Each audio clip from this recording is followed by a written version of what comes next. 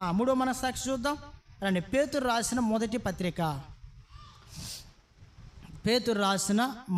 పత్రిక త్వరత చదువుదాం. ఇంకా 3వ అధ్యాయము 21 వచ్చిన చదువుతాం అమ్మా. 3:21 దానికి సాదృశ్యమైన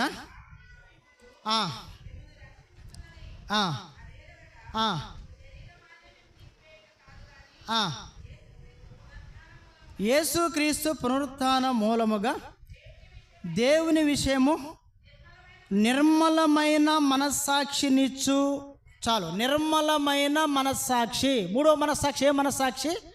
నిర్మలమైన మనస్సాక్షి అనగా అర్థం ఏంటి అంటే శుద్ధీకరించబడిన మనస్సాక్షి. అపవిత్రమైన మనస్సాక్షిని యేసుక్రీస్తు ప్రభువారి యొక్క రక్తము ద్వారా ఆ మనస్సాక్షి ఎలా చేయబడిందంట చెప్పాలా? ఎలా చేయబడింది? నిర్మలమైన అనే మాటకు అర్థం ఏంటి? శుద్ధి చేయబడి అని అర్థం. అంటే శుద్ధీకరించబడిన మనస్సాక్షి అని అర్థం.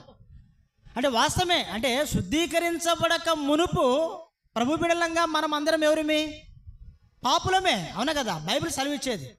ఇప్పుడు 1 యోహాను 1:7 ప్రకారము యేసు రక్తము ప్రతి పాపము నుండి మనలను కడిగి ఏం చేసిందంట? పవిత్రులుగా చేసిన బైబిల్లో ఉంది.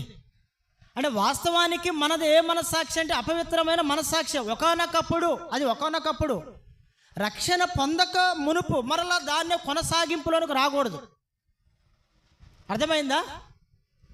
రక్షణ పొందక మునుపు మనము పాపులమైన దోషకులమైన పౌలు అంటాడు కదా, ఏమైనా 1 తిమోతి 1:11 ఉంటుంది ఆ మాట. ఏమంటాడైనా? పూర్వము నేను హింసకుడును దోషకుడును హానికరుని అన్నాడు. ఎప్పుడు ఆ సంగతి? అపవిత్రమైన మనస్సాక్షి కలిగి ఉన్నప్పుడు. అంటే ఏంటి? రక్షణ పొందక మునుపు అని అర్థం. కడబోర యొక్క అనుభవంలోనికి రాక మునుపు మన జీవితం అది. ఇప్పుడు కడబోర యొక్క అనుభవంలోనికి వచ్చిన తర్వాత ప్రియమైన వాళ్ళ అపవిత్రమైన మనస్సాక్షి లేదు. ఇప్పుడు ఏ మనస్సాక్షి వచ్చింది మనలోనికి? శుద్ధీకరించబడిన మనస్సాక్షి. అంటే ఇప్పుడు మనలో ఇప్పుడు ఏముండకూడదు? పూర్వము అనే మాట ఉండకూడదు. ఉండాలా ఉండకూడదా? చెప్పాలా? పూర్వము అనే మాట ఉండకూడదు. పూర్వం అనేది ఏం చూపించింది మనకి? పాత జ్ఞాపకాలు చూపించింది. అవునా కదా? అంటే ఆ వ్యక్తి నూతన సృష్టి కాదు. నూతన సృష్టి అనా? ఇగో పాతవి ఏమైనాయి అంట? గతించి. అంటే మన జీవితంలో నిర్మలమైన మనస్సాక్షి అనేది మనం కలిగి ఉన్నామంటానికి రుజువు ఆధారం ఏంటంటే మనలో పాత సంగతులు అనేవి ఏవి కూడా కానరాకూడదు. గుర్తుపెట్టుకో. ఒక వ్యక్తిలో శుద్ధీకరించబడిన మనస్సాక్షి కలిగి ఉన్నాడా ఈ వ్యక్తి అంటే రుజువు ఏంటి అంటే ఆయన నూతన సృష్టిగా చేయబడ్డాడు. అసలు ఈయనలో పాతవి అనేవి ఏమీ కూడా లేవు. కొన్నిసార్లు చెబుతాం కదా, అసలు నీ దగ్గర అసలు ఆ బుద్ధులు బాగాలేదుగా ఇంకా అంటారు. అంటామా లేదా? చెప్పండి, ఏమన్నా అంటామా లేదా? అన్నా, అరే నీకు ఇంత వచ్చినా కానీ ఇంకా నీకు బుద్ధి రాలేదురా, అయినా కానీ నీకు అంటారు లేదా? అరే నువ్వు రక్షణ పొందావు, బాప్తిజం తీసుకున్నావు, మందిరం అయినా కానీ నీ పద్ధతి నువ్వు మార్చుకోలేదురా అంట. అంటే ఏంటి? అంటే ఏంటి? పాత మాటలు, పాత నడక, పాత పద్ధతులు, పాత ఆలోచనలు, పాత తలంపులు. అంటే ఆ వ్యక్తి ఏం చేయబడలేదంటే ప్రియులారా చెప్పండి, ఏం చేయబడలే ఆ వ్యక్తి? క్రీస్తునందు వాస్తవానికి బాప్తిజం తీసుకున్నంత మాత్రాన ఆయన పరలోకం పోతాడేంది? దేవుని కుమార్తె చేయబడ్డాడు. బాప్తిజం తీసుకున్న వాళ్ళంతా కూడా ఇప్పుడు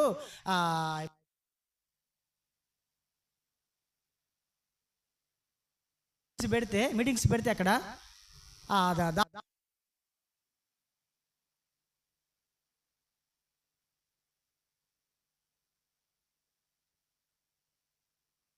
బాప్తిజం తీసుకున్న తప్పు కాదు, మంచిదే, దానికి కాదంటలా. అంటే బాప్తిజం తీసుకున్న తర్వాత మారు మనసుకు తగిన ఫలాన్ని మనం ఏం కావాలా? ఫలించాలా. అంటే బాప్తిజం మనం తీసుకున్నంత మాత్రాన మనము ప్రభు బిడ్డలుగా చేయబడ్డాము అనుకోవటం తప్పు. అది అంటే మారు మనసుకు తగినటువంటి ఫలము అనేది మన జీవితాల్లో ఉండబడినప్పుడే అప్పుడే మనము నిర్మలమైన మనస్సాక్షిని కలిగి ఉంటాం. లేకపోతే కలిగి ఉంటామా? చెప్పండి మీరు. ఇప్పుడు పౌలు గారు ఏమన్నాడు? అయ్యా నేను పూర్వం అన్నాడు. ఇప్పుడు సంగతి కాదు. ఆ మాట ఇప్పుడు చదువుతాం. మొదటి తిమోతికి రాసిన మొదటి పత్రిక 1:12 చదవండి ఒకసారి త్వరగా. చూడండి, పూర్వము ఇప్పుడు ఏమన్నాడు? నేను దోషకుడును. పూర్వం తీసి పక్కన పెడదామా. నేను దోషకుడును, హింసకుడును, హానికరుడును అంటే ఎట్లుండేది? పూర్వం అనే మాట లేకపోతే ఎట్లుండేది చెప్పండి. ఇప్పుడు 14 పత్రికలు రాసినటువంటి వ్యక్తి చివరికి ఏమన్నాడు? ఆయన పాపులలో నేను ఏమన్నాడంట? ప్రధాన పాపినటువంటి వ్యక్తి పూర్వము అనే మాట చెప్పినాడు ఆయన. పూర్వం అని ఇప్పుడు సంగతి కాదు. అయ్యా నేను పూర్వం అన్నాడు. అంటే నిర్మలమైన మనస్సాక్షి కలిగినటువంటి వారి జీవితాల్లో మనం చూసినట్లయితే పూర్వం అనేది లేకూడదు, ఉండకూడదు. ఇంకా అది ఇవిగో పాతవి ఏమనంట గతించే సమస్తము కూడా ఏంటి? క్రొత్తవి. అంటే ఆ వ్యక్తి నూతన పరచబడిన అనుభవంలో ఉండాలి. ప్రభు బలలో పాలు పొందాలి అంటే నూతన పరచబడిన అనుభవంలో ఉండాలి. అందుకే ప్రభు చెప్పిన మాట, అట్టివారి మనస్సాక్షి సాక్ష్యం ఇచ్చుచుండగా. ఏమిచ్చింది అంటే మనస్సాక్షి నీ గురించి చెప్పాలా. నీ మనస్సాక్షి నీ గురించే. ఎవరో చెప్పాల్సిన పనులా, నేను చెప్పాల్సిన పనుల, నువ్వు చెప్పాల్సిన పనుల, ఎవరో చెప్పాల్సిన పనుల, నీ గురించి, నా గురించి, మన గురించి చెప్పాలా. మన మనస్సాక్షి ఏమిచ్చిందంట? సాక్ష్యం ఇచ్చింది. కాబట్టి మూడవదిగా ఏ మనస్సాక్షి అంట చెప్పాలా? ఏ మనస్సాక్షి? శుద్ధీకరించబడిన మనస్సాక్షి. చెప్పండి ఒకటి.